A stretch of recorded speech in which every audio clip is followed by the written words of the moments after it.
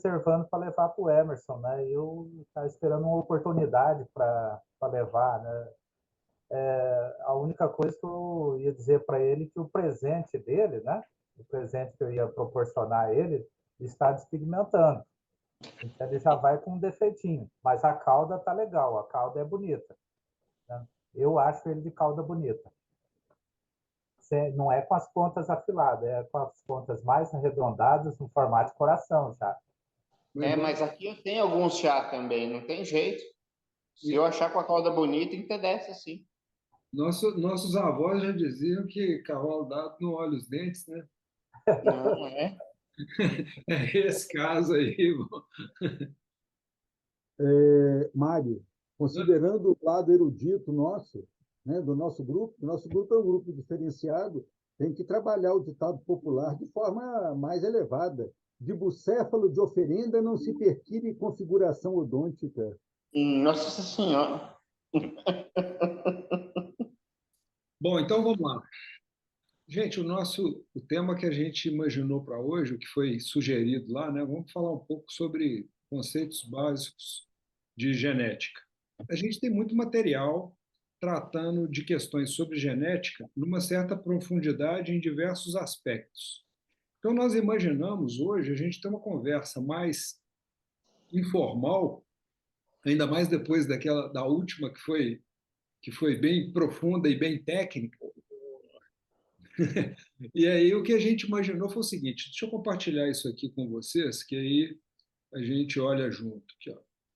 Eu coloquei um título aqui, imaginando o seguinte, hoje a gente falar de genética para quem não conhece conceitos de genética. Porque o que a gente imaginou? Grande parte, apesar da gente já ter abordado muitos temas em profundidade até maior, muitas vezes as pessoas que não conhecem os conceitos de genética, porque aqui tem veterinário, tem a Rosana que é bióloga, tem outras pessoas da área, gente que já estudou um pouco, que sabe um pouco desses conceitos, mas tem pessoas de áreas humanas, de exatas, e que às vezes tem um bloqueio, porque são muitos nomes técnicos, então a ideia hoje é a gente conversar um pouco sobre assim, o que interessa mesmo? E acho que uma das questões que motivou a gente conectar a sugestão do Ângelo, da gente falar sobre genética, conectou com uma postagem do Enio, que ele colocou assim: eu não entendo nada, no final eu quero saber o seguinte, o que é para fazer? Então, a ideia hoje é a gente conversar um pouco assim, o que é para a gente fazer, o que interessa mesmo. Mas só para poder fazer uma revisãozinha aí do que a gente tem, o que a gente debateu sobre o tema, para aqui, para quem quiser voltar em algumas questões, lá no Google Meet número 15, a gente falou sobre características genéticas nos quíngos. No número 30, nós falamos sobre genética nos cálicos, conceitos e desafios, e isso aí está ligado também, tanto a questão da microftalmia quanto os defeitos no opérculo são características genéticas também. Então, assim, na profundidade desses assuntos, isso aí está discutido nessas reuniões. No número 34, nós falamos sobre genética em químicos, alguns conceitos para entender de forma simples e objetiva. Esse aqui teve número 1 no 34, número 2 no 35 e número 3 no 36. E esse aqui foi aquele que a gente entrou num artigo de genética de um nível de tecnologia muito alto, já com um mapeamento genético, esqueci o nome da tecnologia que foi utilizada. Enfim, quem quiser voltar nesses temas, a ideia hoje não seria a gente voltar discutindo aquilo ali, não, porque aquilo ali já está discutido. Dessa história toda de genética, a gente lembrando que é a genética, né? A genética é mais ou menos a receita de bolo do corpo, das células, para poder saber como que vai construir o indivíduo. É a receita para poder construir indivíduos, é o que vai estar lá no DNA. Eu fiquei pensando, depois daquele dia, eu fiquei pensando assim, como que a gente fala aqui para um programador de computador entender do que a gente está falando, como é que ele cruza os quíngos dele, para o engenheiro, para a gente que não tem nenhuma proximidade com com a área biológica e nenhuma experiência prévia. E aí, nesse bate-papo com o Mauro, uma das coisas que a gente viu, assim, começando desde o início, é lembrar que o Kinguio tem um nível de complexidade maior na genética. Isso aí está ligado lá à questão de nós, seres humanos, os outros peixes, galinha, cachorro, cavalo, vaca, todo mundo é diploide, e os quinguios podem ser poliploides. Diploide é porque um N vem da mãe, um N vem do pai, e a gente tem, a maioria dos bichos são diploides. E no caso dos quinguios, eles podem ser poliploides, tetra, hexaploides e tal. Então, isso deixa as coisas um pouco mais complexas. Eu imaginei da gente começar a conversa exatamente por esse ponto, onde o que interessa para eu saber na prática? Já que a genética do bicho é mais complexa, eu pegar, aqui vem uma receita de bolo para fazer um peixe que veio do pai, uma receita de bolo, independente se é um N, 2N, 3N, vem uma receita de bolo do pai, vem uma receita de bolo da mãe para poder fazer um bicho. Se o King é um bicho mais complexo, esse, para mim, eu acho que é um dos conceitos mais importantes para as pessoas entenderem. Vai ter receita de bolo que começa, misture os ingredientes e bata forte. Vai ter outra receita de bolo que começa a colocar as coisas todas juntas e vai bater lá no final. O que eu estou querendo dizer com isso? É que se a gente cruzar animais de receitas de bolo muito diferentes, não vai sair nada, na maioria das vezes, porque elas não, as informações não estão pareadas. Quando eu tenho a receita de bolo da mãe e do pai de um grupo que vem da mesma família, as receitas são muito parecidas. Então, aquilo ali conecta e a gente gera descendentes muito parecidos com os progenitores. E nisso aí, muitas vezes, a gente vê pessoas. Mas eu peguei um Demequim aqui e eu cruzei com um outro Demequim. Mas pode ser que são famílias de uma distância muito grande. E por isso é que, às vezes, isso frustra um pouco.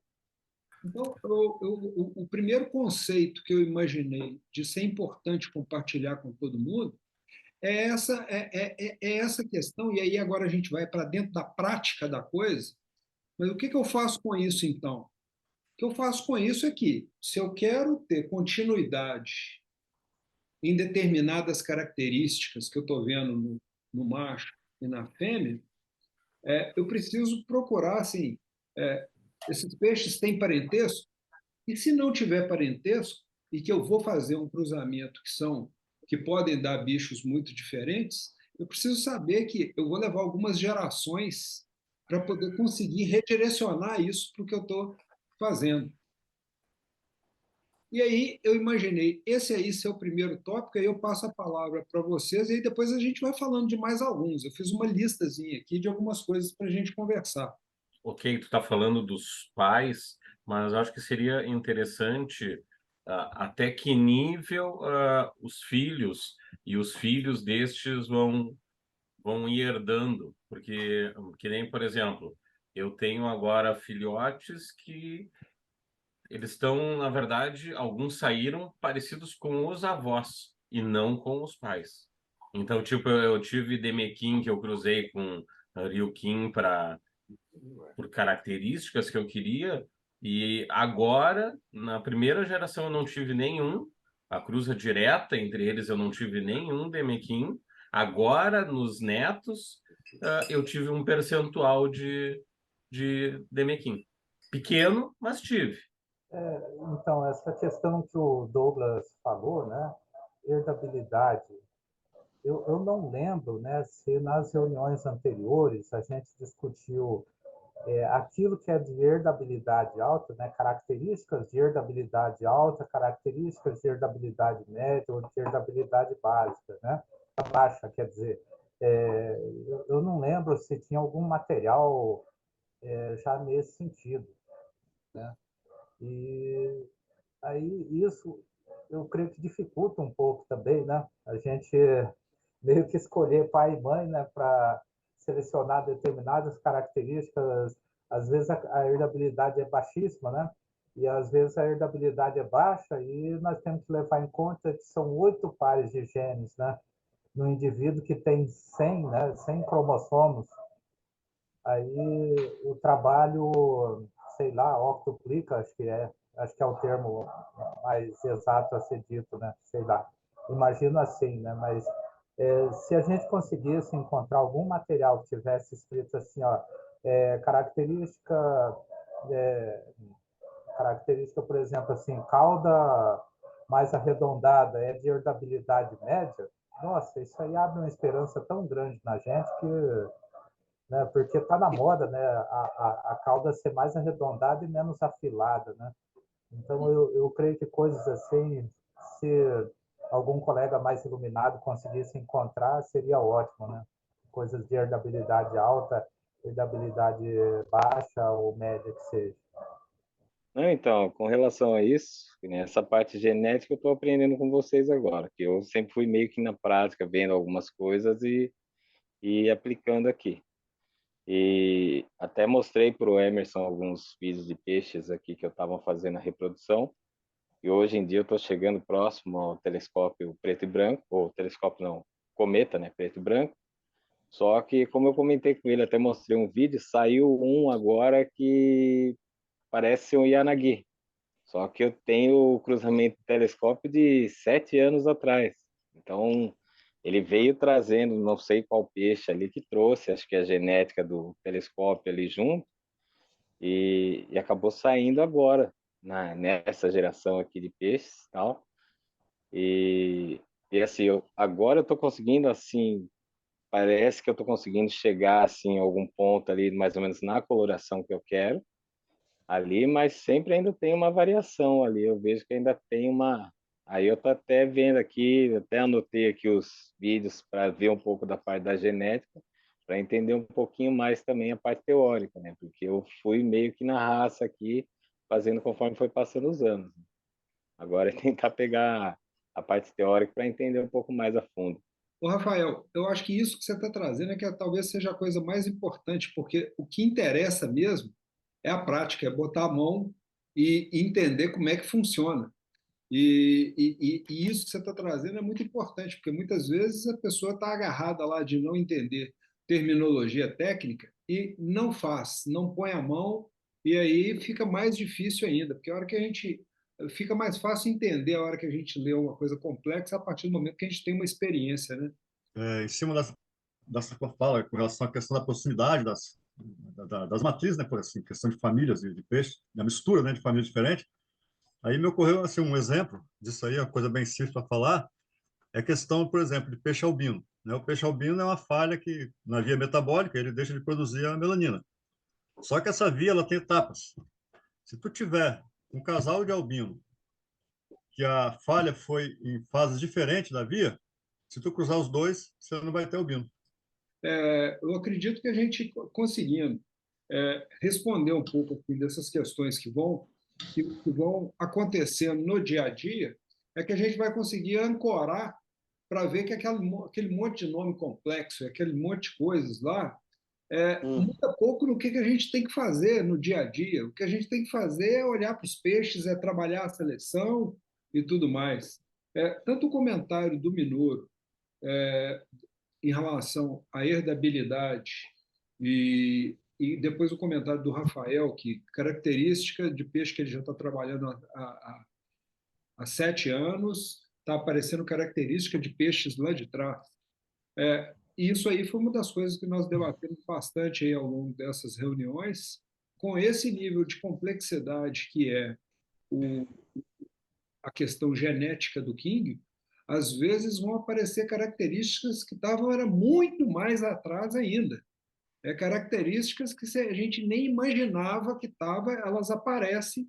Então, no meio de 1000 filhotes, aparece um, dois lá, de coisas que você fala assim, mas de onde que veio isso? Veio daí de dentro, veio desse nível de complexidade, desse nicho que tem um volume muito maior de informações dentro da receita ali de bolo, porque sai o bicho lá do outro lado. Essa questão, né, assim, da genética, enfim, ela é um desafio constante para a gente, né? De ir estudando e avaliando isso na prática, como é que vai acontecendo, né, na reprodução. Essa semana eu mandei uma mensagem para o professor Mauro e enquanto eu estava escrevendo a mensagem, eu fui fazendo a reflexão e quando eu terminei a mensagem, mais ou menos eu fui concluindo assim, o que eu imaginava que era, né? Foi muito louco, porque assim, eu reproduzi, eu nasceram aqueles peixes tigrados, né, lá em casa. E aí eu disse, não, vou pegar um tigrado, cruzar com a fêmea tigrada e vai sair tigrado, né? E tentei esse negócio durante 2 anos sem dar certo, assim, né? Não conseguia tirar os tais dos tigrados, né? E a ponto de achar, vou perder a genética. E aí esse ano eu consegui cruzar, acasalar, né? O macho tigrado com a fêmea daquelas que é cálico black, aquelas bem mais escuras, assim, né? E aí, para minha surpresa, nasceram bastante grados, né? E eu estava tentando tirar cálico escuro, assim, aqueles mais pegar de preto, né? E aí eu estou escrevendo para o Mauro e disse, olha, né, são netas dos peixes importados, enfim, um filho e tal. E aí no meio do negócio, não, mas tem um acúmulo de genes aqui de tigrado, né? Então, pode ser por isso que nascer, deve ser provavelmente por isso que nasceram tigrados, porque tem uma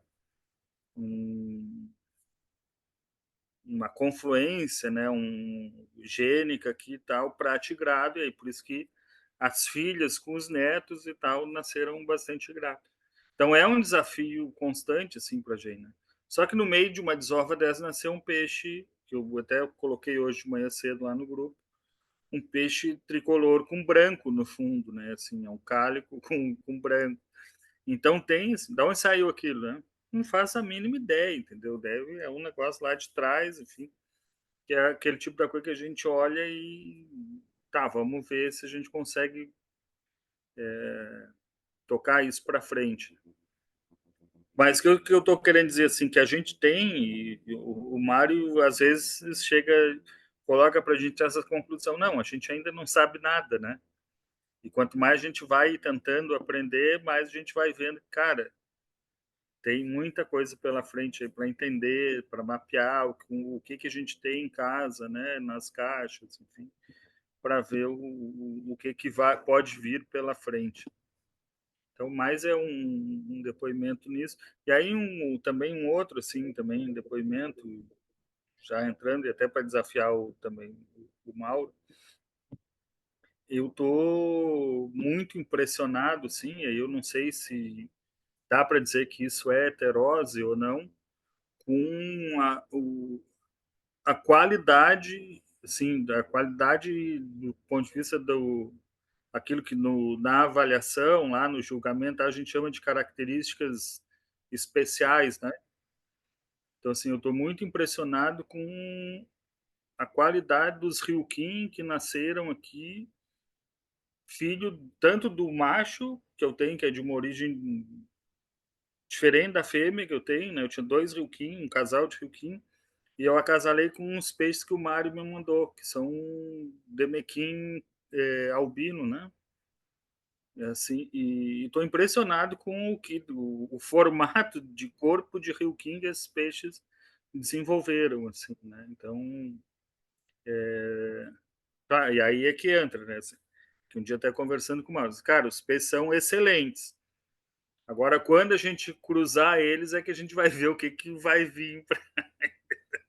Porque, bom, aí eles vão trazer sei lá o que, né, para trás. Mas, sim, em termos de produto, né? Porque aí, assim, a gente até falava em alguns, muitos vídeos atrás aí, dos cães, que tem cães que, assim como gado, enfim, que é produto final, e tem os reprodutores, né? Em termos de produto, esses Ryukin são perfeitos. Assim, ontem mandei os vídeos ali no grupo, né? Estou impressionado. Agora vamos ver o que vai vir aí na próxima temporada, né? Nós estamos, na realidade, né, com o Kindle, que é uma caixinha de surpresa. Nós já conversamos isso algumas vezes. Enquanto nós não tivermos um mapeamento genético com um controle de progênio, de repetição de características em linhagens devidamente fixadas, é uma caixinha de surpresa. Vamos ter muita surpresa pela frente. E o interessante é que aparecem surpresas boas, né? Além de outras não desejáveis, mas faz parte. Então, considerando as falas dos diversos colegas aí, nós temos que pensar o seguinte: a maioria de nós, se não a totalidade, né, começamos com Kingios que nós não tínhamos a menor noção da origem, do patrimônio genético, de onde veio, quem selecionou, como é que foi, parará, né? Então, o que nós temos que fazer é, a partir de nós, construirmos para frente e fixar características. Bom, considerando que o químbio é um peixe tetraploide, ou, se é que nós não temos entre nós, hexa e octaploide, que já está descrito na literatura, mas a gente não sabe, que a gente, dentro da nossa limitação, nós não fazemos esses tipos de testes, nós temos uma possível variabilidade muito grande. E, geneticamente falando, nós temos características que estão dentro do contexto da genética mendeliana, com um par de gen, 2, 3, recessivo, dominante e tal. Só que a coisa não se limita só a isso. O Marcos colocou a situação do albinismo. Existem várias outras situações. Já no passado remoto, quando eu tinha, na minha criação, vários ciclídeos, que eu já curti bastante ciclídeos, já curti vários peixes, né? Eu já tive cruzamento de ciclídeos onde pai e mãe eram albinos e nasceram filhotes normais, sem albinismo. Exatamente o que o Marcos falou. Então, essas coisas são assim, por falta de ter um mapeamento genealógico, a gente não sabe o que a gente está misturando. Por exemplo, eu estava conversando com o Mário essa semana e comentei com ele do cruzamento que eu fiz, já tem um tempinho, de um macho bolha cálico com uma fêmea albina que vinha de linhagem telescópio. Eu estou na segunda geração agora, né, F1, F2, e estão aparecendo alguns peixinhos de Mequim, que, teoricamente, se eu não tivesse esse mapeamento para trás, eu ia dizer, pô, mas de onde que surgiu o Demequim? Mas essa avó vinha de uma linha de Demequim. Então, muito provavelmente, ela poderia ser portadora de Demequim. E já na segunda, terceira geração, está havendo essa confluência, estão aparecendo alguns Demequins. Mas esse eu tenho essa referência, dos outros não. Da mesma forma, quando você cruza 2 Demequins, é comum aparecerem peixes que não expressam o olho projetado. Mas espera aí, se o Demequim é recessivo, por que não apresentou olho projetado, se pai e mãe eram Demequim? Então, nós temos aí, a princípio, duas situações. Se forem peixes da mesma linha, aparentados, tal, é uma questão de expressão gênica. Pode ter algum fator que esteja interferindo na expressão gênica do olho estufado, embora ambos sejam Demequim. Teoricamente, todo filho de Demequins deveria ser Demequim, mas na prática isso não acontece. Se são linhas diferentes de pai e mãe, que podem não haver um pareamento gênico, podem estar posicionados os genes em posições diferentes que não parearam, né? Também é outra possibilidade. Então, quando você pega um peixe desse, né? Um uriuquim lá, belezinha e tal, cruza com outro peixe, aparece demequim. Pô, de onde que veio? Se nós não temos um mapeamento genético, fica muito difícil. Nós vamos ficar nas conjecturas. Essa é a nossa realidade. Daí a importância do que nós estamos fazendo, discutindo, de mantermos um mapeamento, um registro genético dos peixes, para que a gente possa, num futuro, né, dizer, olha, essa linha apresenta essas características, a expressão é desta forma, é isso daí. O Ederson citou o papo comigo em relação lá aos tigrados e não tigrados, tal. Na realidade, existem tantas possibilidades genéticas por detrás que a gente não tem noção, inclusive, foi o que eu apresentei para ele, pode ser um problema, inclusive, de interação gênica. Independente do gene que caracteriza uma coisa ou outra, eles estarem relacionados ou terem interação com outros genes que permitam ou inibam a expressão. Para vocês terem uma ideia, tem trabalhos mais recentes chineses que a realidade lá é outra, inclusive em função da indústria de King, porque eles têm uma indústria de King, eles já estão trabalhando com interferência gênica, com interferência de RNA, de DNA, introduzindo na linhagem para expressar características. Eu até comentei com o Mário, achei um artigo interessante, eu pensei em mandar para o grupo, mas a coisa é tão complexa que eu acho que daria muito nó na cabeça de muita gente. Diante disso, o que eu digo que é muito mais simples de tudo isso? Toda essa construção de centenas de anos feita com os quíngos, ninguém sabia bulufas de genética. Genética é um conhecimento muito recente. Muito recente. Né? Então, as pessoas que fizeram os cruzamentos, fixaram linhagens, não só em quingo, nos outros animais também, trabalharam com o quê? Com as características externas, as características fenotípicas. Foram cruzando exemplares que apresentavam características que eram do agrado, da intenção, e foi acontecendo a confluência, fixando essas características. Ninguém sabia bolhufas de genética. Como eu disse, o conhecimento de genética é relativamente muito recente. Observe que Mendel fez os primeiros cruzamentos lá com as ervilhas, depois isso ficou esquecido e só foi recuperado agora no século passado. Então, é importante você ter um embasamento genético, sem dúvida, que você pode, como é que eu vou dizer, evitar uma série de cruzamentos desnecessários. Você pode queimar etapas, mas você não tem certeza e garantia que vai ser assim, assado ou cozido. Existe a probabilidade. Essa é uma questão. Então, quando a gente direciona para determinadas características, né, nos cruzamentos, pode ser que vá aparecer na geração seguinte, nos netos, nos bisnetos. Por quê? Porque a gente não tem esse mapeamento ainda. Essa é a questão.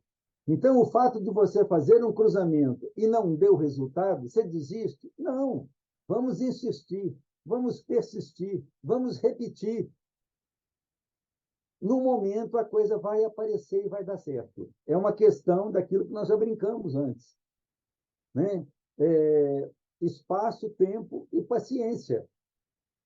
Enquanto não tivermos um mapeamento muito claro do que nós temos, vai ser isso daí. E considerando ainda que existem, além dessa questão de características recessivas ou dominantes, que é mais simples, né? Existe a questão da interação gênica e ainda tem as características que são poligênicas. Então, quando você mescla dois peixes para determinadas características poligênicas, você não sabe quantos genes determinam aquela característica. Então, a confluência desses genes pode ser rápida, mas pode vir só na segunda, terceira geração. Você falou diversas vezes no mapeamento genético. Como que eu faço esse mapeamento genético que você está comentando? Ué, é ir registrando todos os cruzamentos, o que aconteceu nos filhotes, o que foi expressado. Observa o seguinte, vou pegar um exemplo só. Cruzou lá 2 Demequim, né, 2 telescópios. Nasceram os filhotes. Tem filhote que não expressou o olho projetado. Eu posso dizer que ele não é um Demequim? Não. Nos genes, a princípio, se pai e mãe eram Demequim, geneticamente falando, ele é um Demequim, mas ele não expressou.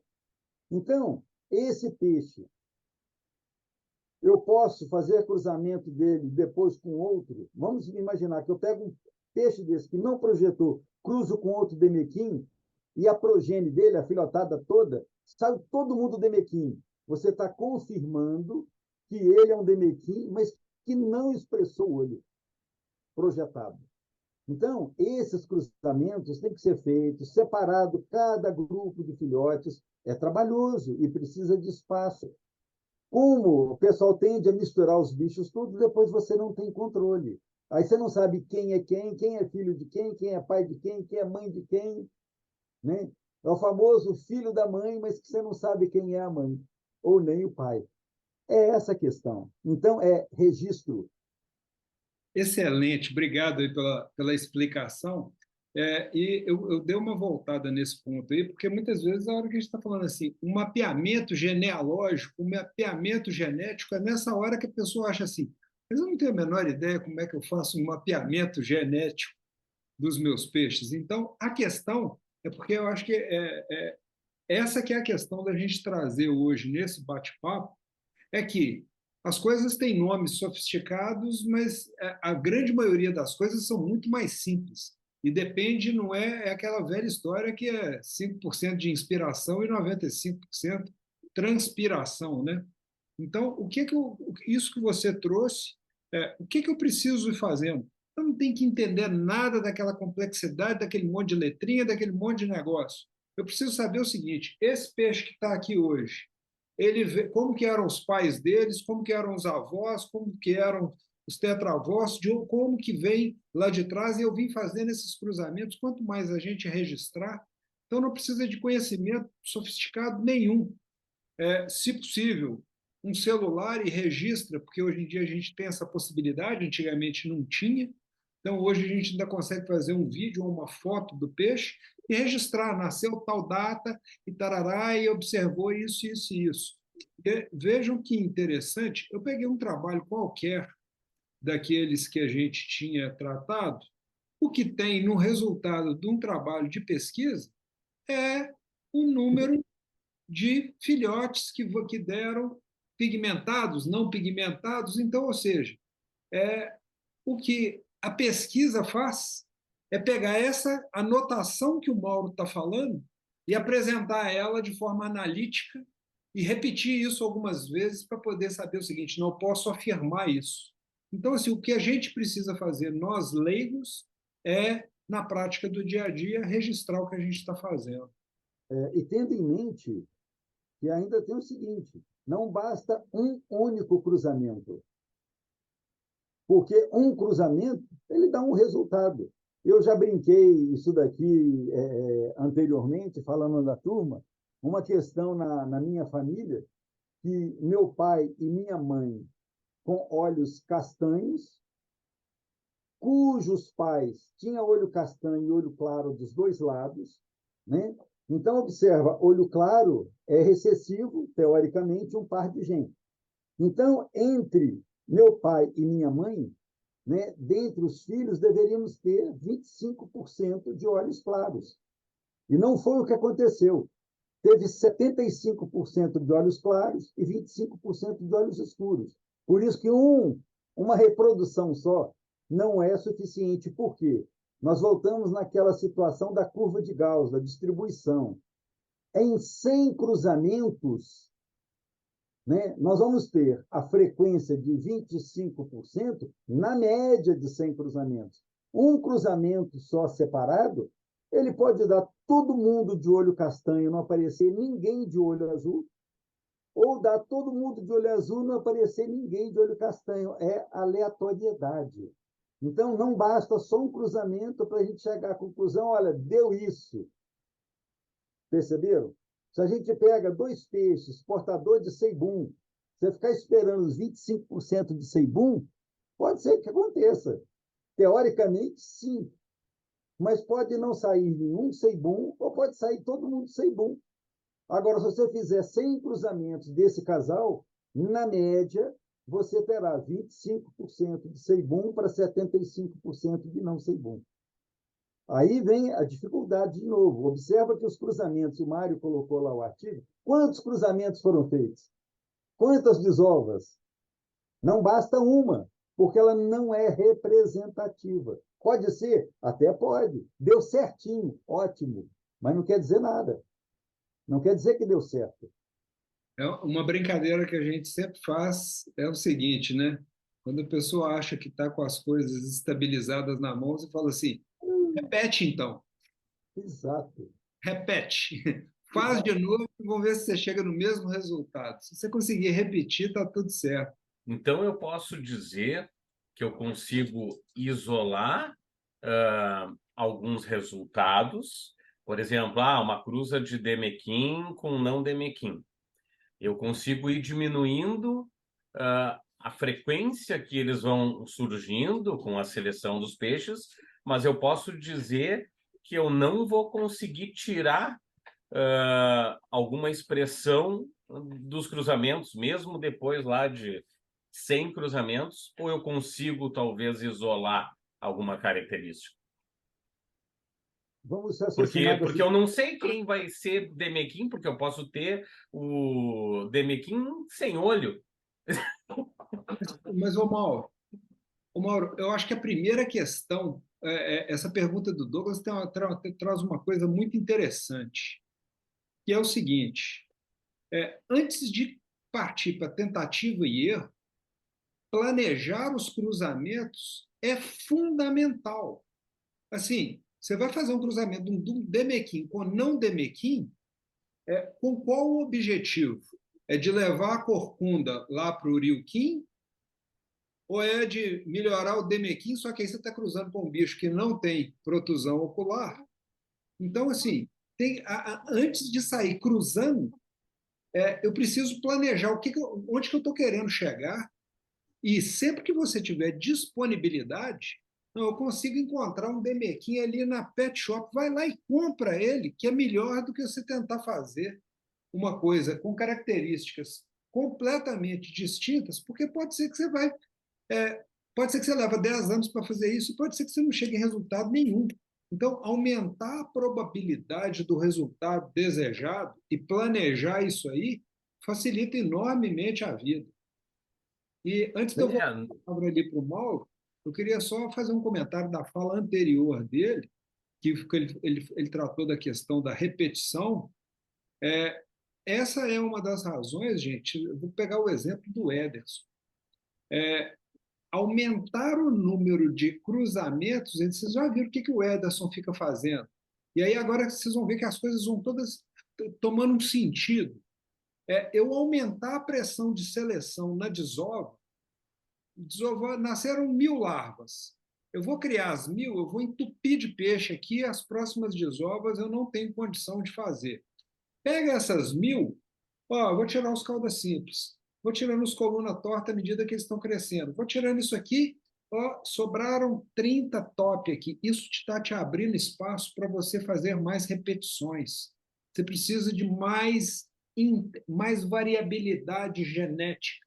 Como o resultado é pouco previsível, a gente aumenta estatisticamente a possibilidade de sucesso se a gente souber alguns macetes, mas quando eu estou querendo testar, quanto mais eu testar, aumenta a velocidade para poder chegar aonde eu estou querendo. Eu queria só aproveitar aquele comentário seu anterior, Mauro, desculpa. Eu só quis pegar o Demequim por causa da coloração, que eu não tinha um Rio Quim com a cor desejada. Aí foi por isso que eu misturei os dois. Agora eu sei que eu não deveria nem ter feito isso, talvez. Não, especificamente essas duas raças, elas têm interação. O ramp é coisa muito parecida, e como a protusão ocular é É recessiva, recessivo. ela não vai te atrapalhar lá no Ryukin. Então, assim, esse é o tal do. É exatamente o seu exemplo, é o tal do planejando onde que eu estou querendo chegar antes Mas de mesmo estar assim, fazendo. eu posso ter Demequim no resto das seleções todas. Mesmo que saiam poucos, talvez vá surgir algum Demequim, né? Desculpa. Na filhotada, né? Teoricamente, nos descendentes, você tem a chance de 25% desses Ryukins cujo um dos pais foi Demequim, sair Demequim. Normal. Trabalha as duas linhas, são linhas, como o Mário falou, são linhas paralelas, que são trabalhadas conjuntas. Que é interessante para fazer heterose, né? Para fazer mescla de linhagem com um certo grau de parentesco, mas que não esteja distante. É isso mesmo, o negócio é esse, gente. E tem que experimentar, não tem saída. Ou você faz ou você faz. O comprar pronto é relativo. Você pode comprar um peixe maravilhoso e na filhotada que sai dele não dá nada que presta. É isso. Eu aqui, quando eu vou fazer a reprodução, eu não faço manual, coloco a fêmea e coloco 2, 3 machos que eu quero. Desses 2, 3 machos, eu procuro que sejam irmãos, parentes, irmãos. Seria melhor eu cruzar um macho com uma fêmea só ou deixar os 3 machos com a fêmea? A probabilidade daquelas características, daquele lote ali, vai ser maior na desova? Não sei se eu fui claro. Não, tranquilo. Nesse caso, você está aumentando a variabilidade gênica na progênie em função de você estar usando 3 machos, que, embora irmãos, cada um tem o seu percentual genético. Então, quando você trabalha desta forma, você tem uma chance de ter uma maior variabilidade na descendência. Lógico que tudo depende de onde você quer chegar. O Mário falou isso de uma maneira muito clara. Que características você está buscando? Né? Que objetivo você quer alcançar? Aonde você quer chegar? Existem cruzamentos que você faz de grupo, existe cruzamento que você faz de casal. Lógico que no cruzamento de casal você restringe mais essa variabilidade gênica. Quando você usa 2, 3 machos, você está abrindo mais a possibilidade de variabilidade gênica na progênie. É isso aí. São dois caminhos, todos dois são interessantes. Tudo depende de qual objetivo você quer alcançar e em quanto tempo. Se você usar só um macho e só uma fêmea, na geração seguinte você sabe que aqueles filhotes são daquele pai e daquela mãe e você vai trabalhar em seguida nessa sequência. Se você está usando 2, 3 machos, você não sabe se aqueles irmãos são irmãos diretos ou se são meio aparentados. Percebeu? Então, tudo depende da sua urgência, onde é que você quer chegar, com quanto tempo. Eu entendi. Então, no primeiro cruzamento, até que seria bom. Aí, no segundo, eu já vou me perder, porque eu não sei o anterior, quem foi o pai. É por aí. Adianta de um lado, atrasa do outro. Não tem muito jeito. Uhum. Melhor a probabilidade no primeiro, né? Exato. E uma coisa interessante nesse caso seu aí, Emerson, é porque a história que você acabou o caso que você acabou de mostrar, ele evidencia a vantagem que você tem quando você passa a fazer manual. Porque aí, ao invés de colocar até uma fêmea e 2 machos, e 2 ou 3 machos, você pode colocar 2 fêmeas e 3 machos, porque isso aumenta a probabilidade do grupo entrar numa sincronia lá de hormonal para reprodução, e isso facilita um pouco. E você ainda consegue fazer agora. Fazer isso manual te facilita demais, que isso que o Mauro está falando é que é muito legal. Eu ainda tenho bastante receio. Não sei o pessoal aí, mas a patinha de elefante aqui, eu tenho medo de machucar o bicho. Olha, eu E é fiz a primeira interessante, vez esse ano e não matei ninguém. mas é interessante chamar atenção para o que o Mário falou, é você fazer na hora da desova, sendo manual, em cada bacia, em cada recipiente, qual macho e qual fêmea, isoladamente, e registrar. Senão dá na mesma, vai ficar tudo misturado, sem saber quem é quem. Então, esta é uma vantagem da manual, né? Que você pode já ir separando em cada bacia, em cada desova, qual macho e qual fêmea. Tem algumas etapas a serem cumpridas, né? Não é nada de complicado, não. É só fazendo para você entender. Você vai ver que é muito mais simples do que você supõe. Uhum. Podemos bater um papo depois sobre isso. É uma dúvida, foge um pouquinho das últimas falas aí, mas é uma questão que é dúvida mesmo do ponto de vista evolutivo, né? Ou genética evolutiva, não sei. Acredito que é o Mauro que talvez possa. É tudo eu, né, Mauro? Mas é o seguinte, a variabilidade que a gente encontra, né, de raças, né? Você acredita que isso se deu devido a de fato, seleção ao longo de mais de 1000 anos, né?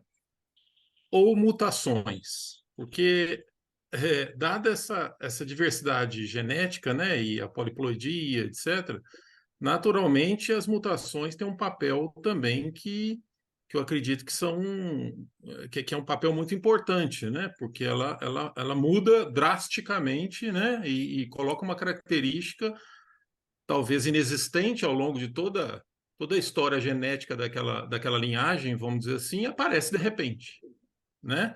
Por um erro de transcrição, vamos dizer assim, que é meio que isso, né? É, então, por exemplo, sei lá, o Wen, vamos pegar o Wen. Será que o Wen, é por isso que eu disse que é uma dúvida mesmo do ponto de vista evolutivo. Será que o Wen surgiu por seleção, né? Ele foi pensado, né? Vamos fazer um peixe que tenha um cap lá, tal, não sei o quê. Ou simplesmente foi uma mutação? Porque hoje aqui na nossa conversa nós não falamos ainda em mutação.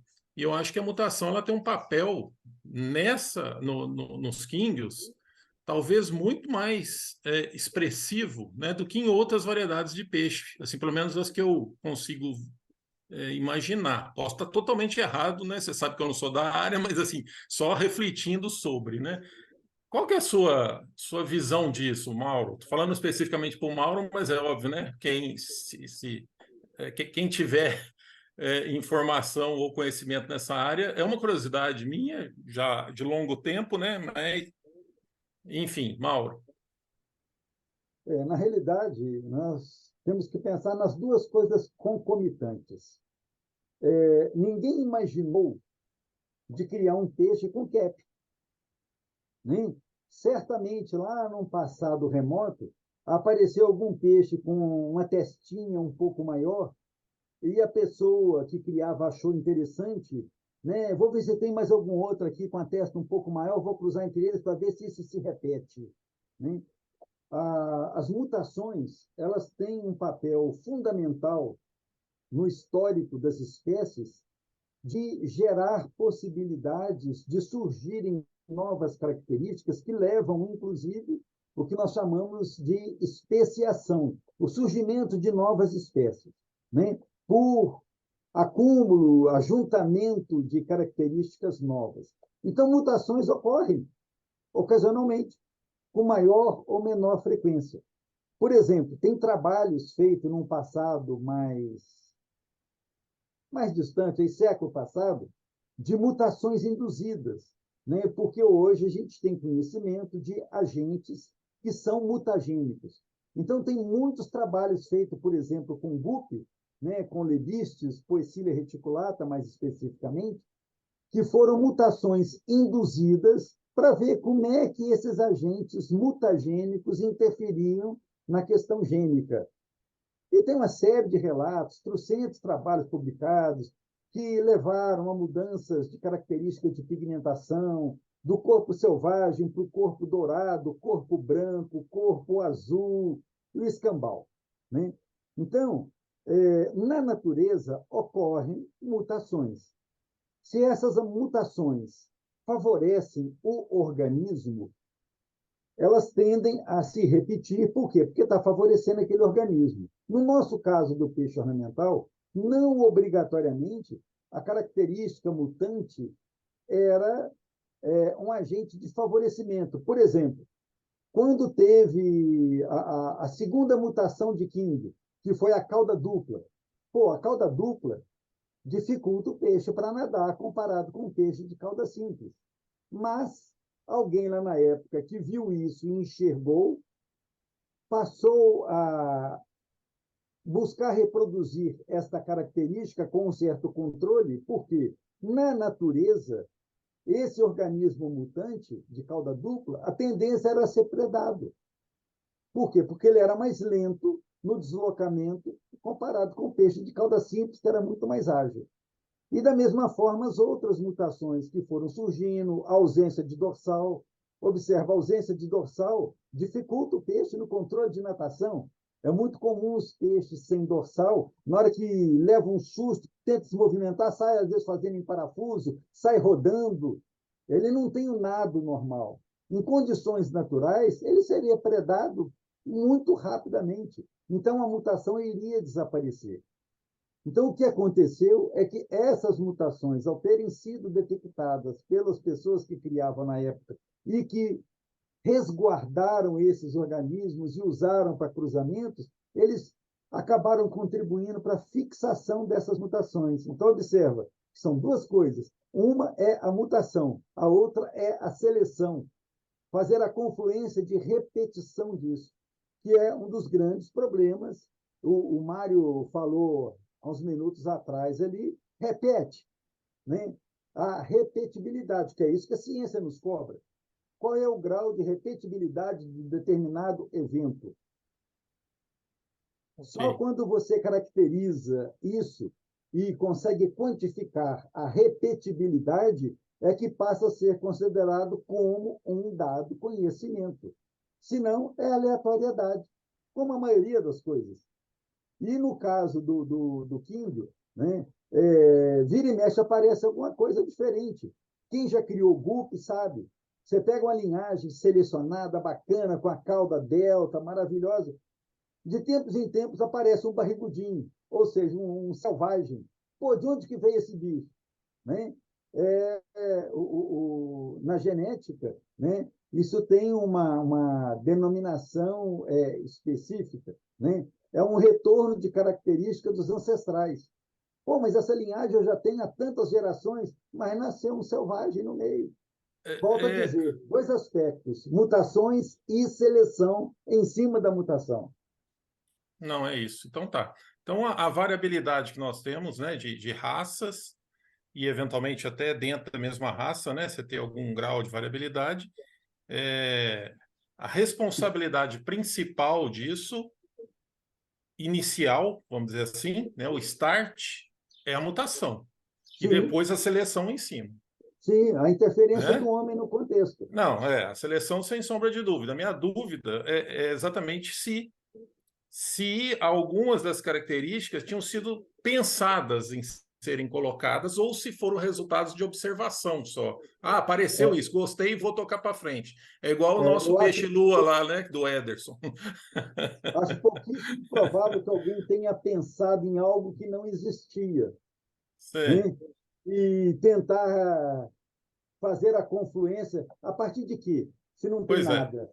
Né? Então, acho que a partir do momento que surge alguma característica, busca-se a seleção, o reforço daquela característica. E, consequentemente, você vai fixando aquela característica. A denominação que eu estava buscando aqui da memória, né, no caso lá do Guppy, em genética se chama atavismo. É quando ocorre uma confluência gênica que pega os genes do antepassado, que está lá no conjunto do peixe, e sai aquele bicho dos antepassados, que é um selvagem. É isso aí. o grau de importância é enorme da mutação, né? No caso do nosso espectro de trabalho aí, que são os Kings. Ok. Do quão complicado é esse processo de seleção, assim, né? Que o Mauro tinha falado antes, né? Por repetição, né? A gente tem casos em que tu... E aí, só para também dialogar um pouco, que acabou nesse meio tempo, teve essa fala do Emerson, né? Eu hoje priorizo acasalar aquele macho com aquela fêmea. Por quê? Porque já teve casos de eu achar que eu já teve quando, por exemplo, quando vieram os tailandeses, eu usei os 2 machos numa fêmea, que é o que chegou aqui, bom, vamos tacar ali, né? Para aproveitar e segurar a genética. Demorei 3 gerações para identificar que aquele macho que eu achava que passava vermelho, na verdade ele passava azul, e o que eu achava que passava azul, na verdade passava vermelho. Estou usando uma figura aqui de linguagem, né? Então, assim, porque né, a gente perde um tempo muito grande se usar mais de um. Assim, com a miscelânea, que é esse bicho, né, o pool que ele tem de genes e tal, toda essa complexidade, eu acho hoje que se a gente quer fazer a seleção criteriosa, é aquele macho com aquela fêmea e avalia. E controle genealógico tem aí, até a gente ficou de ver e atrás, às vezes acabou não indo, né, de alguns programas, enfim, mas controle genealógico a gente pode fazer com papel e caneta, né, que aí anotando os cruzamentos, enfim, se daqui a pouco botar isso numa tabela de Excel, e se tiver um programa para ver, né, o nível de consanguinidade, melhor. Mas acho que é importante a gente ter isso. Mas teve casos assim já de aquele macho com aquela fêmea, tira uma desóvia, sai 90% cauda simples. Tem alguma coisa errada aqui. Aí daqui a pouco, no outro mês, a fêmea desova de novo, mesmo macho, mesma fêmea. 90% cauda dupla. E aí tu fica pensando, o que aconteceu aqui, né? Não sei. Mas aí Então é que esse está é a situação, é, o Ederson. Aí que está a situação. Observe o seguinte: eu tive uma discussão, porque ele foi taxativo em dizer que o peixe de cauda dupla era recessivo e que o peixe de cauda simples era dominante. E eu usei exatamente esse exemplo para ele. Eu falei, nunca te aconteceu de 2 peixes de cauda dupla nascerem filhotes de cauda simples? Já. Falei, então como é que você me explica? Aí ele, como diz, se convenceu, imagino, né? Por quê? Observa, uma coisa é a genética, outra coisa é a expressão gênica. Tem fatores externos que interferem na expressão gênica. Primeira coisa. Segundo, essa questão da tipologia de cauda, isso é herança poligênica. Isso é herança poligênica. Você pega 2 peixes de cauda dupla que sejam lá, separado aqui no meio, 4 lóbulos, vai sair bicho para aqui fundido, sai de 3, ok? uma Sai várzea. de 1. E aí? Por quê? É uma confluência gênica que vai dar uma variabilidade de morfologia de cauda. Se o peixe tiver todos os genes que caracterizam a cauda dupla e ainda partida, certamente, excluindo as interferências externas, que aí pode ter pH, temperatura e outras coisas mais, pode sair todos os filhotes, né, de cauda dupla. Observe que os asiáticos, para peixes de cauda dupla, eles sempre olham uma característica embaixo, que é a nadadeira anal, e dão preferência para peixes que têm a nadadeira anal dupla. Por quê? Tem estudos já demonstrando isso, que essa bifurcação da coluna vertebral do peixe, que leva à duplicidade de cauda, ela tem interferência gradual, ela é mais ou menos acentuada. O mais acentuado é aquele peixe que apresenta cauda dupla e anal dupla. Então, peixes que têm anal dupla, cauda dupla, cruzados entre si, eles acabam gerando uma progênie maior de peixes de cauda dupla. Isso não significa que a gente deva excluir peixes de anal simples tendo cauda dupla. Não. Se ele for um exemplar muito bom, que só esteja faltando para ele a anal dupla, você não precisa descartá-lo. Mas você sabe que a contribuição que ele vai dar para peixes de cauda dupla vai ser menor do que um peixe de anal dupla. É essa a questão. E isso é herança poligênica. Trazendo de novo, né, a complexidade do negócio, porque a gente está falando, tá, eu vou cruzar aquele peixe com aquela peixa e tá. Mas aí no meio disso tem, né, o percentual de fecundidade dos óvulos, né? Então, assim, eu tenho, dentre aquela desova, eu posso ter aqueles ovos ali que não fecundaram, poderia estar os bons, digamos assim, né? Uhum. Tem o percentual de peixes que vão nascer com, eu até escrevi aqui para falar assim, de aproveitamento, né? Aqueles que vão nascer com com a caudal torta, não sei o que e tal, que eu vou ter que ir selecionando. E aí e tudo isso é bicho que nasceu, né? Ou que pelo menos que deveria já tem uma parte que não nasceu, que não fecundou, né? Aí dentre os que nasceram eu tenho os critérios de seleção, enfim, isso vai me dar um resultado final, né? E aí é isso que eu tenho tentado focar assim um pouco, né? Dentre os acasalamentos, o que eu consigo aproveitar mais? Uhum. E essa semana, por exemplo, eu tirei uma desova ali que eu vou aproveitar 4 peixes, 4, 5 peixes. Não vou Mas, repetir, mas não é vou isso. repetir, entendeu? Porque assim, o resultado final dela não foi bom.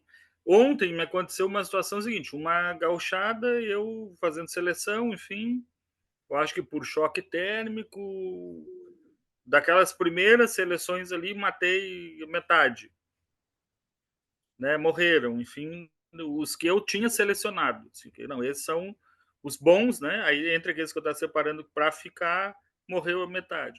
Dentre aquela metade poderiam estar os únicos que seriam os aproveitáveis da desova. Então só estou trazendo isso porque o nível de complexidade ele é muito grande, assim, né? E Observe, eu fico assistindo, às vezes o pessoal publica alguns vídeos, enfim, olha aqui a minha desova, minha produção, não sei o quê, e aí tu vê que é, assim, cardumes gigantesco, eu não consigo entender esse processo de seleção que, quando não há, parece que não sei se é só aqui que acontece um alto nível de descarte, né? Mas que o pessoal acaba passando para frente, né? Acho que reproduzindo sem critério, enfim. Mas é isso que eu quero trazer, assim, que o nível de complexidade ele é tamanho que a gente acaba lidando, né, com as questões teóricas da genética e com aquilo que a gente vem fazendo processo de seleção, que vai chegar lá no final da desova com 4, 5, 10 peixes, né? Quando muito, assim, numa desova, para a gente ter peixes em alto padrão, né? Em alto nível. observa que o Yoshiichi Matsui, em suas publicações, eu já comentei isso, né? E isso, num passado mais remoto, isso lá na década de 30, 40, né? Que já tem trocentas gerações depois, que já se refinou mais isso, mas qual era o aproveitamento lá naquela época? Era em torno de 30% ou menos. A maioria da filhotada estava fora do contexto. Então, a frequência das características que são desejáveis, elas não são altas. Por isso, quando você encontra um peixe de qualidade, né, ele vem de um grupo enorme que ele sobressaiu. Então, esse é o trabalho de quem faz seleção. E para isso é preciso ter olhar, para olhar e ver, identificar aquele peixe que tem característica diferenciada. E você vai trabalhar com isso mesmo, é um percentual pequeno. É essa a realidade. Você usou um outro termo aí da herança poligênica. O que é herança poligênica? é aquela característica que é determinada por mais de um par de genes. Exemplo específico, o chocolate. O chocolate são 4 pares de genes que são recessivos. Se você cruza um peixe chocolate com um peixe não chocolate, e que não tenha gene de despigmentação, que aí é outra coisa, misturando no meio, né? Pega um peixe de cor selvagem com um peixe chocolate. A filhotada, né, que vai nascer desses peixes, vão sair tudo selvagem. Se você depois cruzar irmão com irmã, o que você vai ter? A cada 200 e poucos filhotes, você vai ter um chocolate. É onde vai ter a confluência dos 4 pares de genes recessivos. Precisa ter os 8 genes para sair o chocolate. Você vai ter bichos ali intermediários, meio achocolatado, mais achocolatado, menos achocolatado, até chegar no selvagem. Então, herança poligênica é determinada por mais de um par de genes. Nesse caso, aí são 4 pares de genes, que é o exemplo típico do chocolate. E a coisa funciona dessa forma. Lógico, se você cruzar 2 chocolates, que tem todos os genes chocolates, a filhotada, a progênie, vai ser 100% chocolate. O peixe de cauda dupla, o anal dupla, são mais puros, vai. A probabilidade é maior dele ter aquelas características. Queria saber se o comprimento das nadadeiras também tem a ver. Eu poderia dizer que um oranda com a cauda longa é mais puro do que um oranda com a cauda curta? Não, não é questão de ser mais puro ou não ser mais puro, é herança poligênica de novo. A cauda pode ser curta, pode ser intermediária, pode ser longa. Então, os peixes que têm cauda longa, ele tem mais genes para cauda longa. Aquele que tem meio a meio sai uma cauda intermediária. Aqueles que só têm gene para cauda curta, vai sair cauda curta. Observa que na questão do oranda, você pode ter oranda de cauda curta, cauda longa e cauda intermediária. Era o que antigamente, por exemplo, nos iriuquins, os iriuquins eram de cauda longa. Não tinha iriuquim de cauda curta. Iriuquim de cauda curta é uma coisa bem relativamente recente. Porque lá nos primórdios, né, a seleção que foi feita para iriuquim era de peixes de cauda longa. Então, isso é variabilidade gênica. Tá, eu perguntei por causa do caso dos cometas. Tem o cometa, que é característico, cauda comprida e pontuda. Tem o Bristol, que é em cauda de coração. E tem o Londo, que é aquele de cauda curta. Uhum. Se eu te falar aqui, se eu quiser separar os 3, eu consigo. Um mais ou menos. Então, para separar essa genética, vai uma eternidade. Não, na realidade, se você pensar o seguinte, vamos pegar os cometas, que tem cauda longa. Cometa, acabou.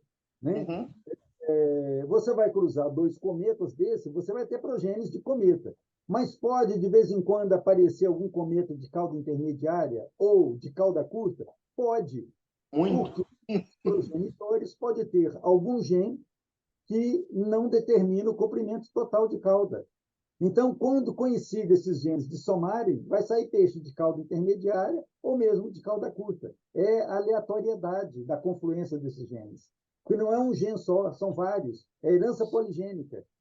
Eu tenho a impressão que o peixe menos selecionado que tem nos quingos é o cometa. Por isso que eu perguntei. Porque nasce muito variado. Não vejo assim uma seleção bem definida. Em cometas bem selecionados, você não vai ter essa variabilidade. Você fazendo a seleção, você vai, a cada geração, reduzindo a ocorrência dessa variabilidade de comprimento de cauda. É seleção, escolhendo sempre os exemplares de cauda mais longa, que você vai eliminando os possíveis genes de cauda intermediária ou curta. É seleção. O processo é esse. Paulo, e tem uma coisa interessante nessa questão do Emerson aí, que está ligado lá na hora que a gente estava começando a reunião, que o Douglas falou assim: eu guardei uns caudas simples aqui para você. Veja bem que o cauda simples lá ele não é uma seleção de cauda simples. Saiu um cauda simples lá numa seleção de cauda dupla. Então, você trazer essa genética de lá para colocar no seu trabalho aí dos cometas, possivelmente complica a sua vida, porque isso não te aproxima do trabalho que você está querendo fazer, não. Você tem que arrumar uma seleção de caudas simples, de preferência já longas, para poder, porque senão pode virar uma eternidade mesmo e pode ser que você não consiga chegar nunca no resultado esperado se você estiver usando material genético, que isso aí é um pouco daquilo que a gente tinha conversado lá no grupo há um tempo atrás, há pouco tempo atrás, que é o descarte de uma linha que fica mais próximo de outro não quer dizer que ele vai te ajudar lá no outro trabalho, não, sabe? Exatamente isso. O fato de nascer peixe de cauda simples em uma linhagem de cauda dupla, né, ele pode estar portando genes de cauda dupla. Se você enfia esse peixe na seleção, vai aparecer o quê? Vai aparecer filhote depois de cauda dupla. Eu ainda chamo a atenção, que eu já comentei isso há um tempo para trás aí, a questão do tamaçabá. Né? O tamaçabá não é meramente um riuquim, descendente lá, filhote de riuquim que saiu de cauda simples. Não. O tamaçabá tem um cruzamento específico, que inclusive que deu errado. a outras características. Então, o fato de um casal de riuquim sair filhote de cauda simples, ele não é o tamaçabá, não. Ele é um riuquim que não está dentro do padrão. É essa a questão. Fenotipicamente, ele parece um tamaçabá. Agora, vai lá e repete. Faz 100 tamaçabá agora. Exatamente isso. Aí as pessoas tentam encaixar o peixe dentro de alguma característica para caracterizar uma raça. Não significa que seja aquilo. Essa é a questão. E isso nos leva a muitos erros. Muitos erros. Por isso, volto a dizer, a importância de nós fazermos o acompanhamento genealógico, as progênies, registrando, para nós termos um mínimo, né, de consistência, de certeza para frente. Porque a gente não tem isso. A gente não tem isso. Você, às vezes, compra, por exemplo, um casal de Iranchu, cruza e nasce um monte de bichinho de dorsal. Fala, pô, qual é? Os pais são perfeitos, não tem nenhum pontozinho no dorso e nasce um monte de filhote de dorsal. E aí? Cauda simples, os pais são cauda dupla. Está fora de padrão, é descarte, acabou. É que aqui no caso, como é o Bristol e eu não tenho ponto de partida, ou não tinha, né? Eu não tinha, então eu pegava o que mais... Só que eu sei que o caminho é muito mais longo, né? Sim, mas sim. agora eu já estou no F4, só que eu estou fechando cada vez mais o cruzamento. Eu não sei se isso aí nela. não vai dar problema. Continua na sua seleção, que você já está com 4 gerações. Se você enfia alguma coisa que você não sabe de onde veio e qual é o patrimônio genético, pode detonar o seu trabalho. O Mário disse isso de uma forma muito clara. Até porque não vai ter espaço para tudo isso aí, não. Só em cima dessa questão que o professor estava falando do chocolate, né? Que tem que juntar os 4 pares de genes, né? Que são recessivos. É que realmente, assim, em relação à análise da prole, quando nasce, né? A proporção, tipo assim, de peixe que nasce, vamos dizer assim, com característica recessiva é a menor possível, ou seja, a maior parte deles nasce com característica dominante. E você vai encontrar os mais recessivos ali, vai ser 1, 2. Ou seja, que aparece em menor quantidade vai ter mais características recessivas do que os que aparecem em mais quantidade, que seriam mais características dominantes. Mais ou menos aí, o que tiver em menor quantidade, ele vai ter a possibilidade de ter mais características recessivas. E os que têm maior quantidade, dentro da divisão ali, né, a pessoa vai fazendo a separação, seriam mais características dominantes. Aí tem todo um intercalamento, né?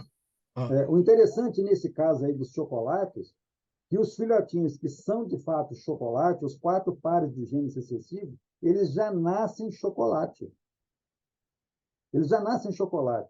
Se você olhar de noite com uma lanterna, você vai ver que os bichos são clarinhos, diferente dos demais que estão pigmentados em questão da melanina, que é mais acentuada.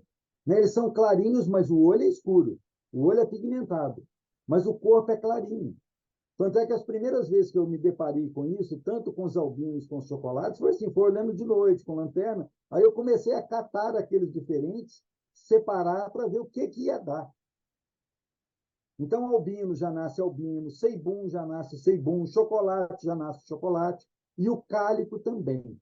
A questão do cálico é outra, né? Porque aí a pigmentação que esse cálico vai ter, aí é variável, vai ser lá na frente. Muitos deles vão pigmentar mais tarde, inclusive o lance do azul, que é o interesse do Ederson. Às vezes a expressão da pigmentação azul mais interna no corpo, ela vem a aparecer mais tardiamente. Se eu já tiver uma linha assim de cometa, igual o Rafael tem aí, já gerações preto e branco, só que é bem mais branco do que poucas pintas pretas. Eu quiser dar ênfase nessas manchas, eu fornecer um cometa preto para ele, ajuda ou atrapalha? É relativo. Você fornecer um cometa preto, ok. Tem gente de despigmentação nessa linhagem? É difícil. Primeira coisa, porque se tiver gente de despigmentação, você vai estar enfiando gente de despigmentação que vai fazer perder o preto lá nos descendentes dele. Se não tiver gente de despigmentação, garantidamente, certo, as gerações, pode contribuir, sim, que você está aumentando a confluência de pigmento de melanina. Né? O que se deve fazer é pegar esses peixes branco com manchas pretas, procurar aqueles que tenham mais áreas escuras, né, de melanina e cruzar entre eles para acentuar essa característica. Agora, o fato de você ter esses peixes branco com manchas pretas, resta ver também se não tem gente de despigmentação. São peixes com que idade?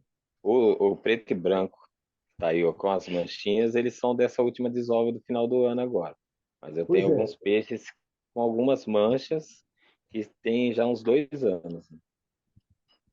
Você vai ter que aguardar para ver se esses peixes não têm gene de despigmentação para melanina. Porque se tiver, não vai adiantar. E outra dúvida. Se eu pegar, então, de vez do cometa, colocar o Yanagi preto, que é do Sakai, que já é F2, preto,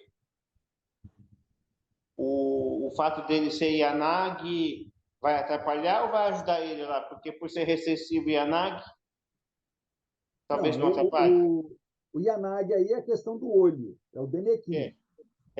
Mas o preto. Que eles não despigmentam, beleza, toca o barco para frente. Eu acho melhor fornecer o Yanagi para ele. Um Yanagi para cruzar com esses peixes que ele tem interesse, repete-se a situação do Ryukin com o Demequim, mesma coisa.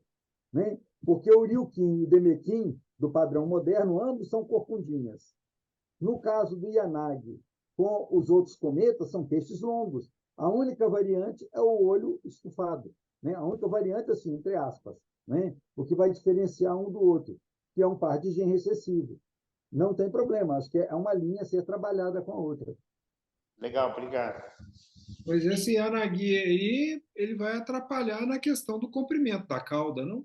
Possível. Vai depender do que ele tenha de comprimento de cauda. Pois é, mas possivelmente... Pode selecionar o que tem a cauda mais comprida, né? Possivelmente não vai ser um comprimento de cauda de padrão de cometa, né? Não é, vai ser menor. Cobertor curto, né? Não tem jeito.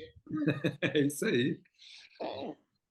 Mas, professor, se eu quero criar uma linha, eu não tenho um Tamaçabá, não tem ninguém, um criador, digamos assim, que tenha, o meu caminho seria esse. Eu ir separando os Ryukin que deram com cauda simples e ir isolando isso para que isso vá se repetindo.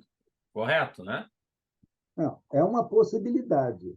Mas o que eu expliquei é o seguinte: o Tamaçabá, geneticamente falando, não vem daí. Percebeu? Entendi, não, eu entendi. Um peixe mais primitivo. Tanto é que são peixes que aguentam a temperatura em inverno muito mais acentuado, coisa que poderá não acontecer com essa linha. Mas esse é um caminho? É um caminho, sim, sem dúvida. Aí é questão de você ir selecionando e observando a fixação das características, né? Mas o padrão de origem do tamaçabá é outro. É um trabalho que nós já disponibilizamos aí no grupo. Eu tenho os cometas aqui, e esse ano saiu um cometa com o olho puxado do telescópio, aquele olho mais saltado. Até que falei com ele de passar para ele. Esse cometa que eu tenho aqui, que seria puxado quase para um Yanagi, ajudaria ele, ou será que se ele fizesse o cruzamento, voltaria o cometa novamente ali?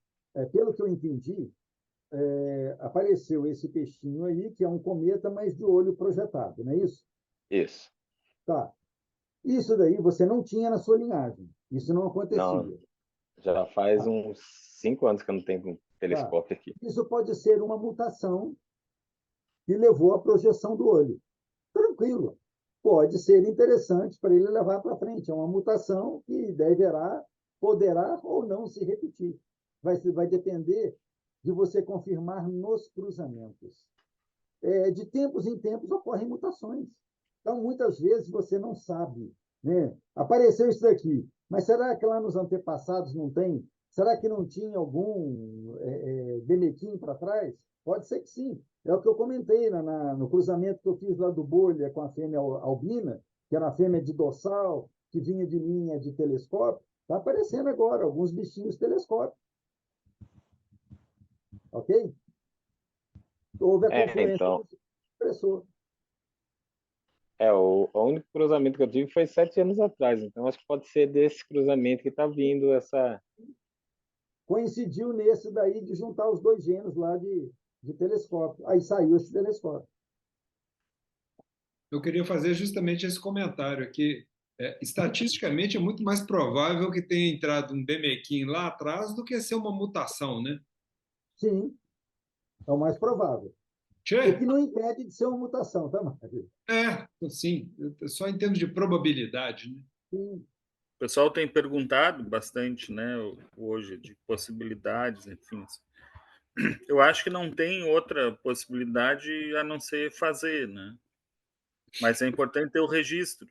Eu acho que esse aqui é a grande questão, é a gente ter o registro para poder voltar lá atrás e puta merda, né? Isso aqui não deu certo, né? E eu acho que essa é a questão. Assim, eu tentei já fazer algumas coisas aqui que não deram certo, outras deram, né? Inclusive contrariando muito do que muito não, assim, algumas coisas, né? Por exemplo, esses peixes de fundo azul e tal, até uma vez conversando com o Lei, agora ele publicou um vídeo, né? Falando que a fêmea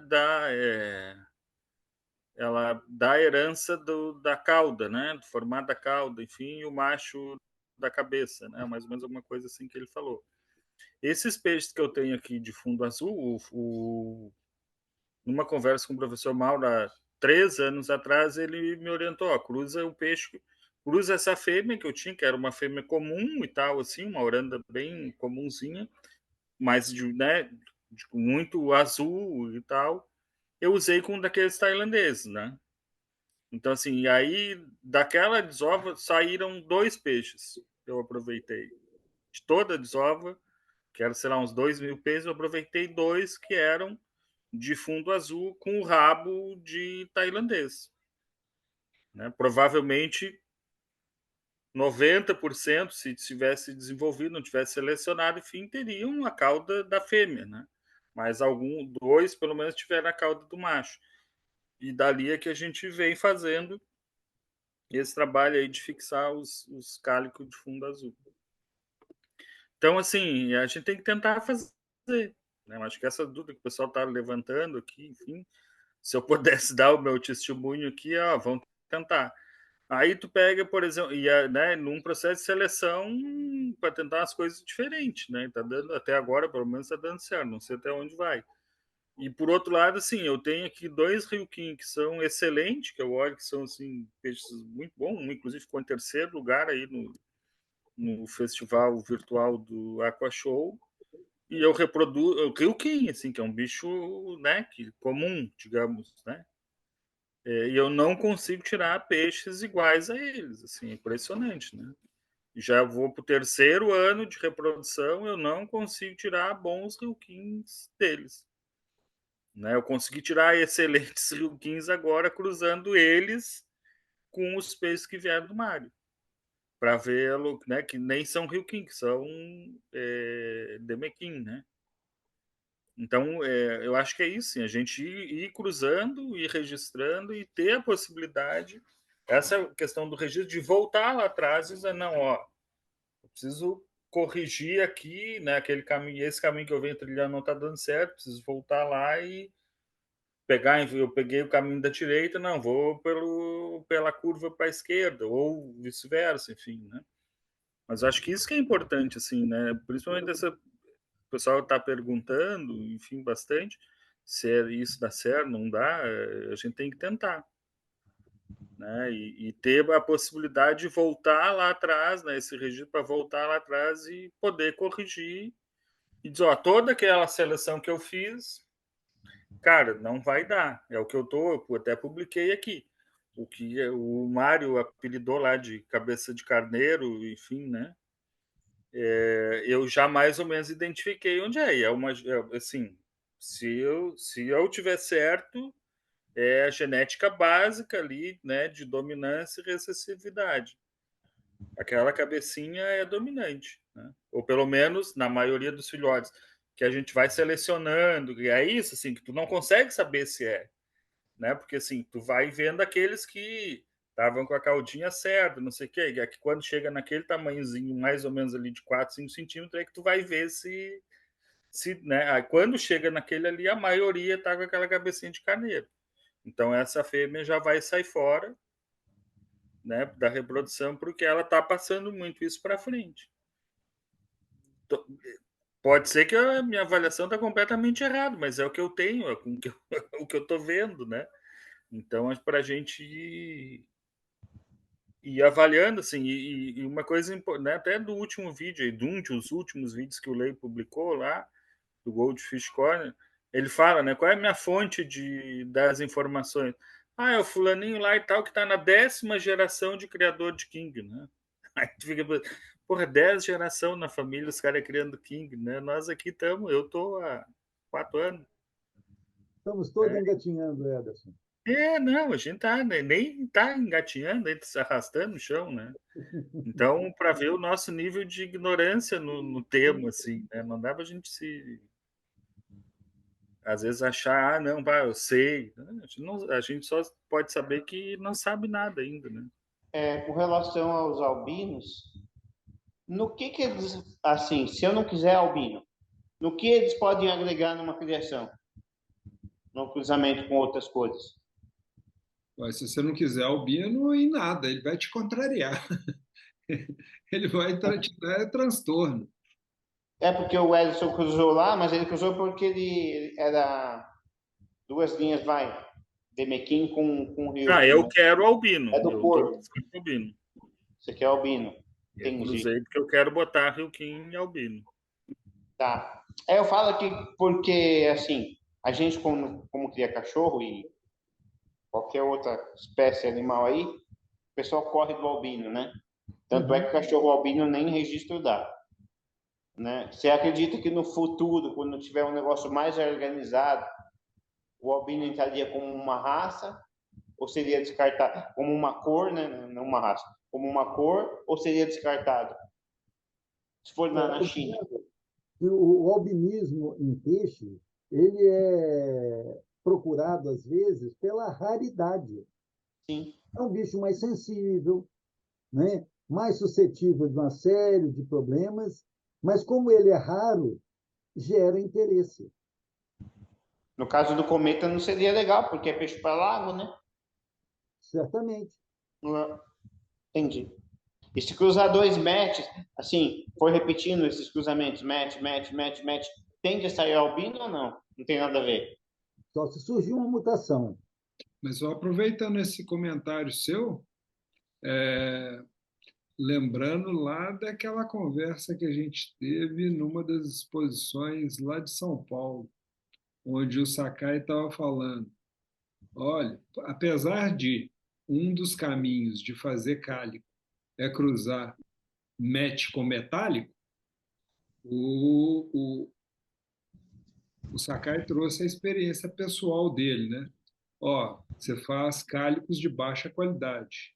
Ele falou que não fica bem pigmentado.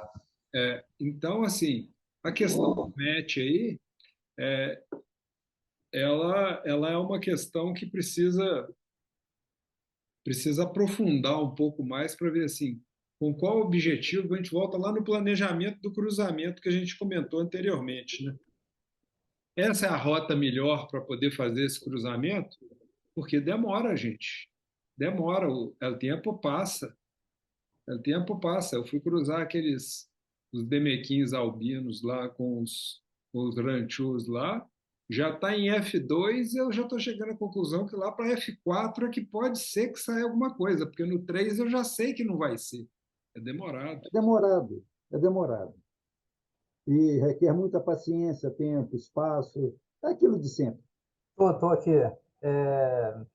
Eu ia tecer alguns comentários, né? Então, quando você quer fazer alguns... Quando você quer reproduzir Kingios, o interessante seria ver qual o intento, né? Qual a sua intenção em reproduzir aquele com aquele, por exemplo, Demekin com Ryukin. Qual que era a tua visão? É obter lá na descendência Ryukin preto, digamos, né? Ryukin black. Bom, mas aí de repente a gente não sabe quais os genes quantos pares de genes, né? E se a herança é poligênica ou não. Então você depois nas gerações seguintes você vai ter que cruzar assemelhado com assemelhado. Então o caminho é mais longo. Diferentemente de quando você já sabe quais são os pares de genes, né? Quando você sabe que aquela característica é dominada por 4 pares de genes, 2 pares de genes, tipo albinismo, tipo chocolate, né? Então aí o caminho já é mais facilitado, né? Mas quando não se conhece, seria cruzar assemelhado com assemelhado, levando em conta qual a sua intenção, né? E dentro do cruzar assemelhado com assemelhado, a gente vai jogar também lá para quando a característica é poligênica. Vários genes atuam naquela característica que você quer, tipo de cauda, por exemplo, né? Tipo de cauda mais arredondada, mais afilada, mais arredondada, mais equilibrada entre lóbulo superior, lóbulo inferior, então tipo cauda tailandesa, né? Que é volumosa também. Então, eu acredito que isso seja origem poligênica. E origem poligênica, não, herança poligênica, né? E dentro disso, uma coisa que acho que comentaram lá no começo, acho que a heterose, né? Heterose, herdabilidade foi o que eu havia comentado. Aí alguém comentou heterose. Heterose é o vigor do híbrido, né? Então, o híbrido seriam duas linhagens diferentes, cruzou, aí você aumenta a heterose, né? Você tem a heterose, você tem o vigor do híbrido. Hoje eu imagino assim que vigor do híbrido, né, heterose, eu acho que eu teria que pegar peixes assim da linhagem do Sakai com a linhagem do Ederson, né? Aí eu teria alguma coisa de heterose, né? Linhagem do Mário Garcia com linhagem do Sakai, teria alguma coisa de heterose. Linhagem do Mauro, né? Linhagem do Mauro com linhagem do Sakai, tal, ou linhagem daquele que tem um colega lá em São Paulo que também faz Demequim com o corpo bem de Ryukin mesmo. E eu tive conversando com ele falou, ó, eu estou caprichando aqui na seleção, eliminando todos, porque eu cruzo Ryukin com Demequim, porque eu quero esse corpo de Demequim. Porque os olhos saltados eu já tenho aqui nos meus Demequim. Então eu quero aquele corpo de Ryukin.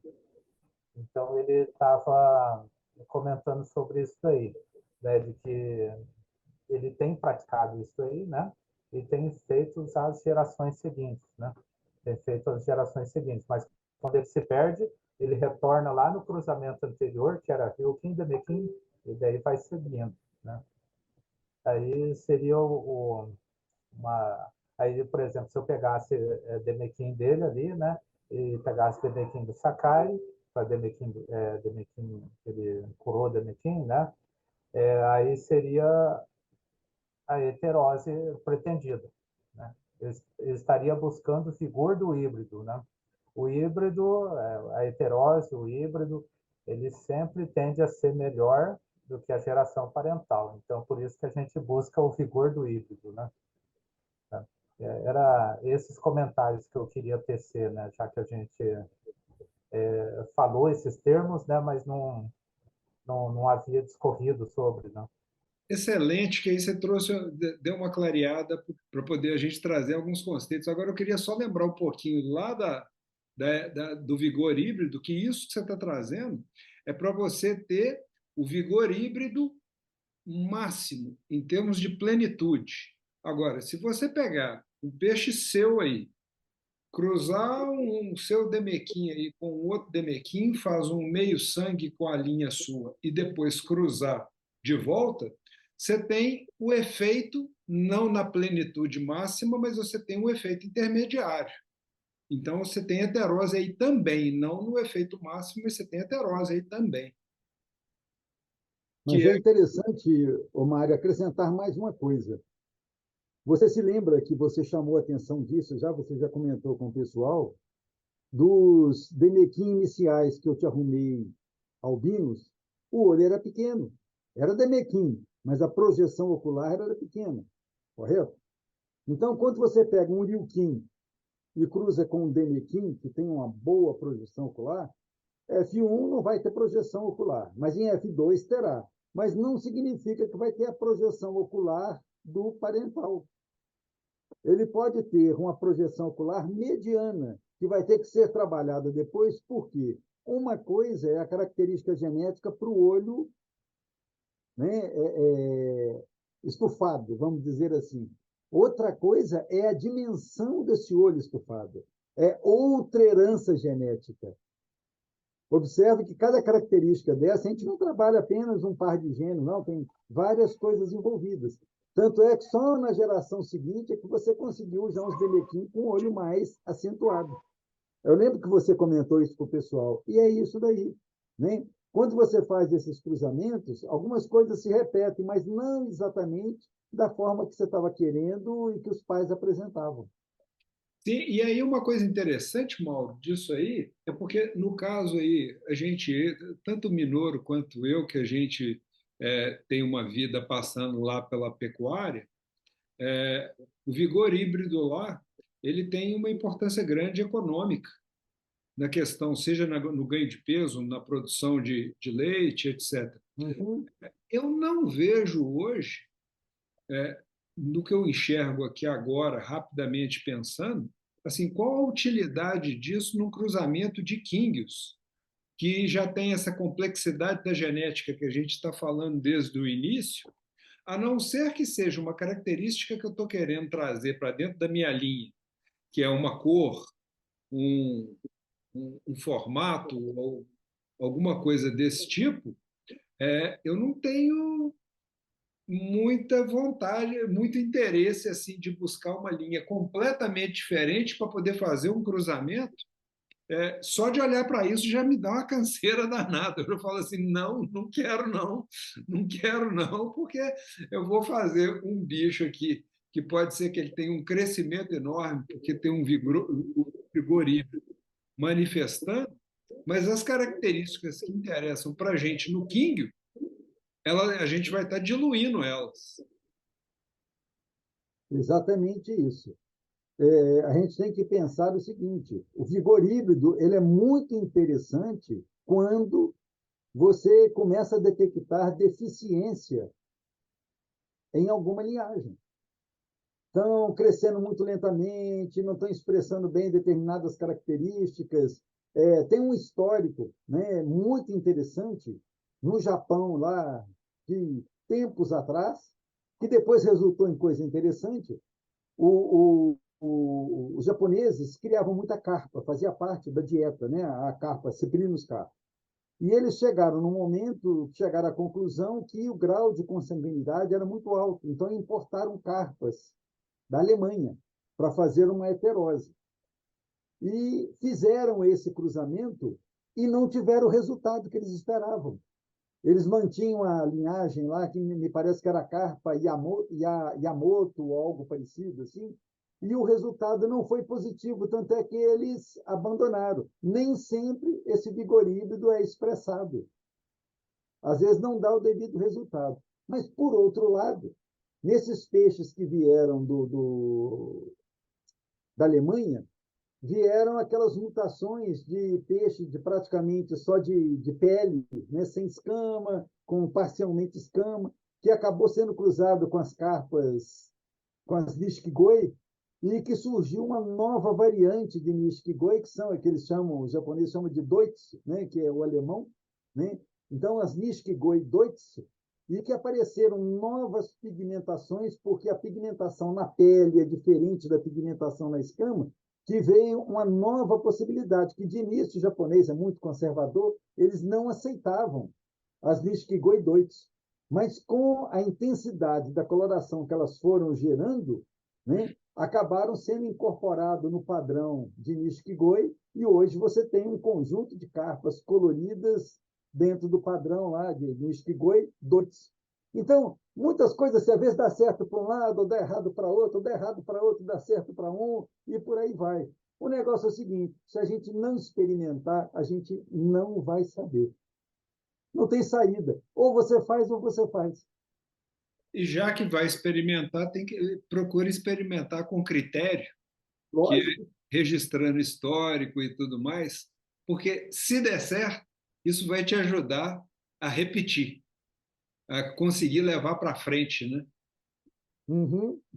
Pode ser que eu estou com uma linha que os filhotes estão saindo muito tortos, que com mortalidade alta, definhando a linha à medida que vai ficando muito, o parentesco está muito forte, os peixes não crescem direito e tudo mais, e pode ser que eu faça uma heterose para poder dar vigor na linha, né?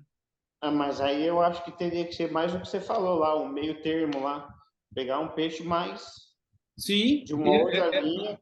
aí eu vou numa heterose e depois vou fazendo absorvente de novo, Porque senão... absorvente para poder voltar, porque senão possivelmente as características que a gente queria, Vai protozoo, jogar fora tudo que queria. vai diluir. Na maioria das vezes vai diluir. Claro, vamos voltar de onde surgiu o termo heterose nessa conversa aqui, né? Que foi da minha sugestão de que esses Ryukin, né, que são fruto aí do acasalamento dos meus Ryukin com os Demekin, eles expressaram muito, né, as características em heterose. Mas vamos lembrar que eu já também, quando eu falo isso, eu já digo, provavelmente quando acasalar eles não vai acontecer a mesma coisa, né? Então a gente tem que ter cuidado de fato com isso, assim, né? Eu acho que num processo que a gente vem tentando consolidar características, enfim, não é nem o momento, né, de se falar em pensar em acasalamento em heterose, enfim, né? A gente primeiro tem que dominar o A mais B e se tudo der certo, depois a gente pensar nisso, né?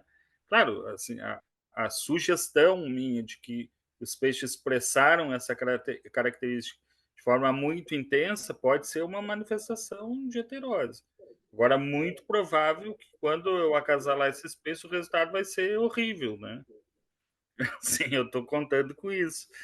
Então, vamos ver as cenas aí dos próximos capítulos, né? Mas eu acho que o momento que a gente está agora é justamente de tentar fixar o que tem, né? Assim, né? E buscando fixar as características das raças que a gente está tentando selecionar, enfim, sem tentar inventar muita coisa, assim. Excelente fechamento, viu, Edson? Exatamente, porque senão não adianta a gente querer ficar inventando moda, querer fazer o filé parmegiana, porque a gente está fazendo feijão com arroz ainda, né? Exatamente isso. Bom, gente, então estamos encerrando aí. Acho que eu gostei da gente ter debatido em alguns pontos, assim, porque acho que hoje a gente falou do lado prático da história, e o Ederson foi certeiro aí agora no encerramento, assim, de vamos focar em cima de seleção com um grau de parentesco maior, que é aí que está o nosso maior grau de acerto para a fase que estamos. Tirando um ou outro comentário específico de estou querendo trazer alguma característica para dentro de uma linha, no mais, nos Kings, isso aí é trabalheira. Bom demais, muito bom. Mirna. Boa semana Gente, para todo mundo, então. Boa semana. Abraço, até mais. Tchau. Boa semana, pessoal. Tudo de bom. Valeu. Tchau, tchau.